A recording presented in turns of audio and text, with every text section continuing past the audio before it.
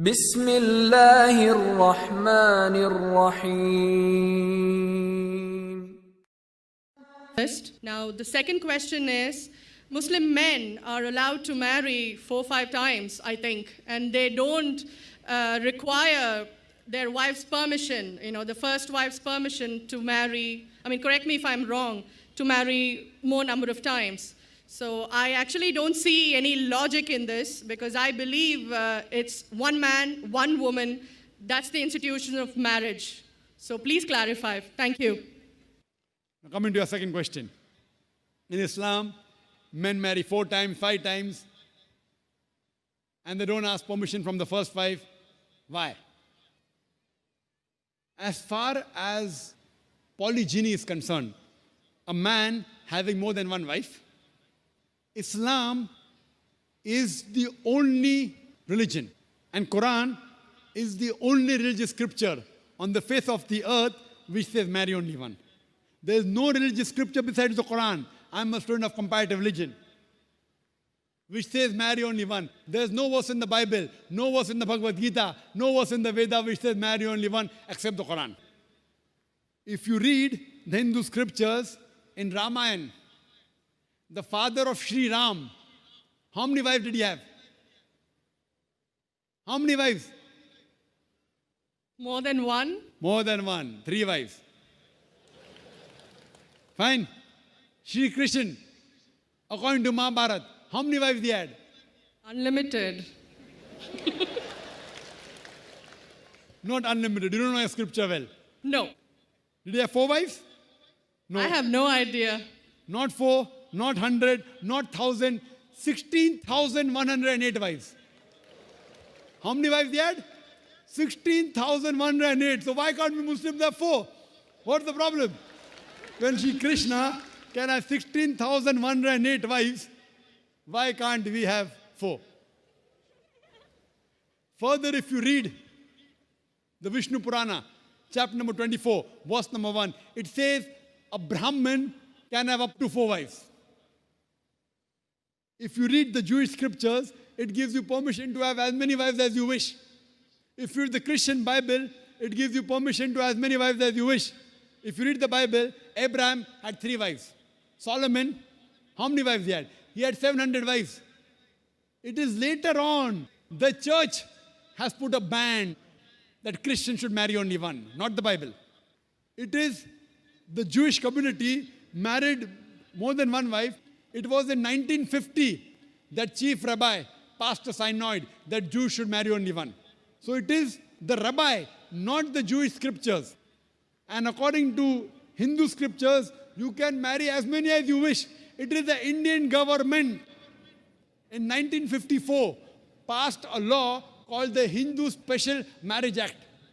Hindu Special Marriage Act, which says Hindus should marry only one. It is not the religious scripture. It is not Bhagavad Gita. It is not Ramayana. It is not Mahabharata. It is not Veda. It is the Indian Penal Code.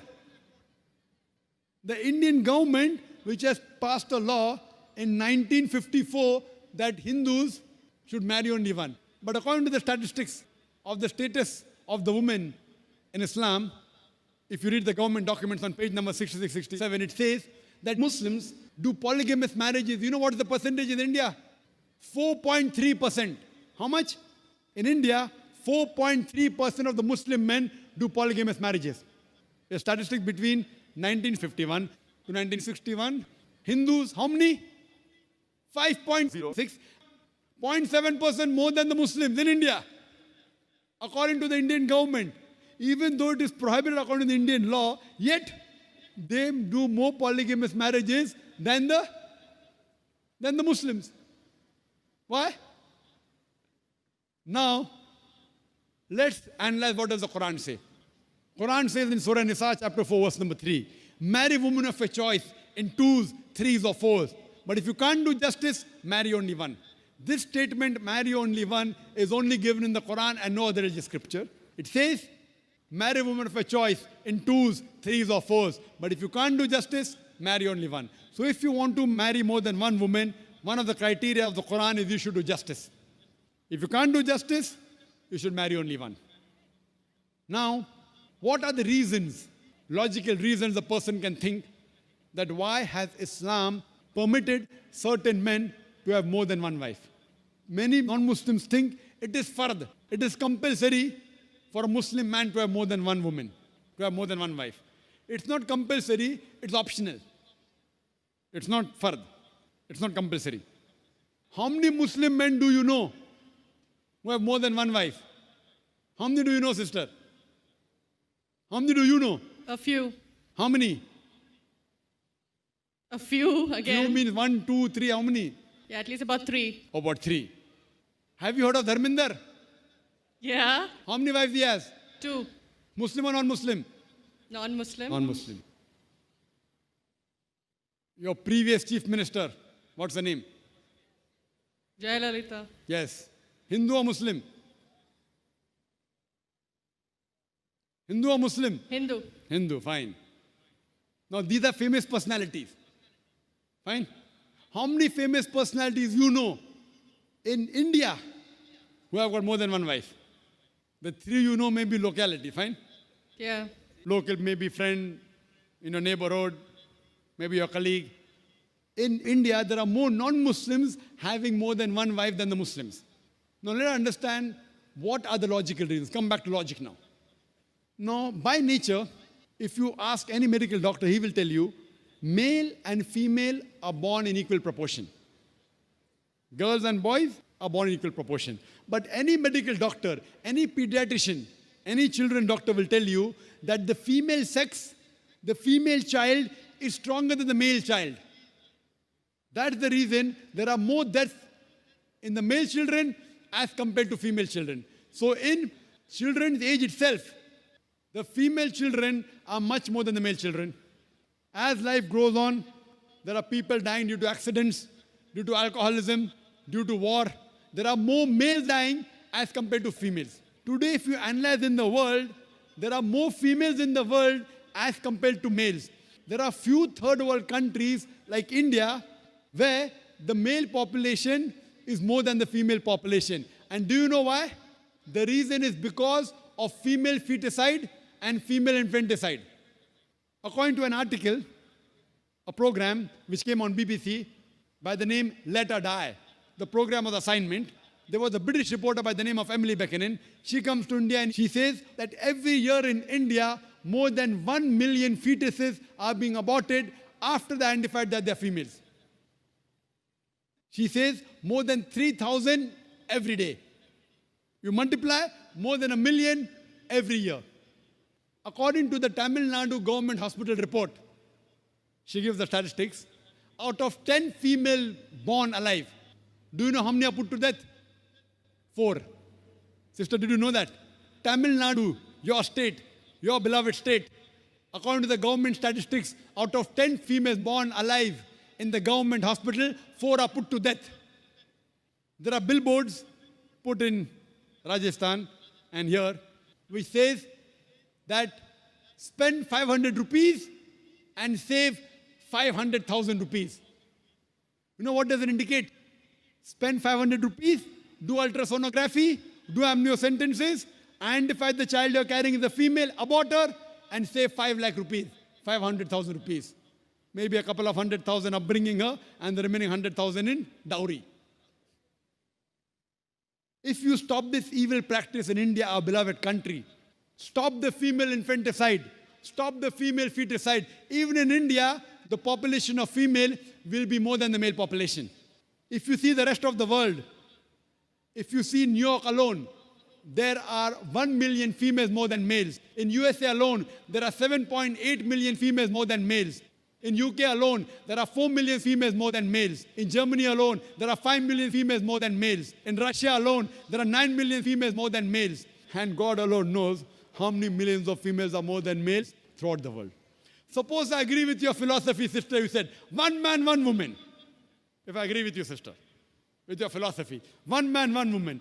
And suppose my sister happens to be in America, or your sister happens to live in America. And suppose the market is saturated. 1 man, 1 woman, saturated. Yet there will be 7.8 million females who will not find life partners. 1 man, 1 woman. Now the option for these 7.8 million females is either marry a man who already has a wife or become public property. You say, Dr. Zakir Naik, public property, such a harsh word. Sister, it is the most sophisticated word I can use. I cannot use a more sophisticated word than public property. According to the Statistics of America, do you know, on an average, a man, before he settles down with a wife, he has 8 different sexual partners. Do you know that? On average, 8. Some may have 1, some may have 10, some may have 28 sexual partners before he settles down with one. So the only option remaining, so if my sister happens to live in America, or if your sister happens to live in America, and the option is given to her, and suppose the market is saturated, every man has found a woman for himself. And unfortunately, if my sister, or if your sister happens to be one of the women who has not found a life partner, the only option for them is either marry a man who already has a wife or become public property. Any modest woman would opt for the first. Sister, what would you opt for your sister? Marrying a man who already has a wife or become public property? My sister's too young to be married, so When she grows up and if she happens to go to America, or if you happen to be in America, third choice. what would you prefer for her? You're the elder sister. Would you prefer her becoming public property or marry a man who already has a wife and get equal rights? In Islam, if you have a second wife, you give equal rights. In America, the public property has got no rights. She's degraded. She's dishonored. In Islam, she has an equal right. She gets honor. What would you prefer for younger sister when she grows up? Sometimes it's difficult to speak the truth, sister, correct? Especially in front of such a large audience. Anyway, I've got your answer, sister. Thank you. And your silence speaks for that. So that's the reason in Islam, sister, men have been allowed to marry more than one wife is to protect the woman, not to degrade her. Regarding a question, is it compulsory that the husband should take the permission of the wife?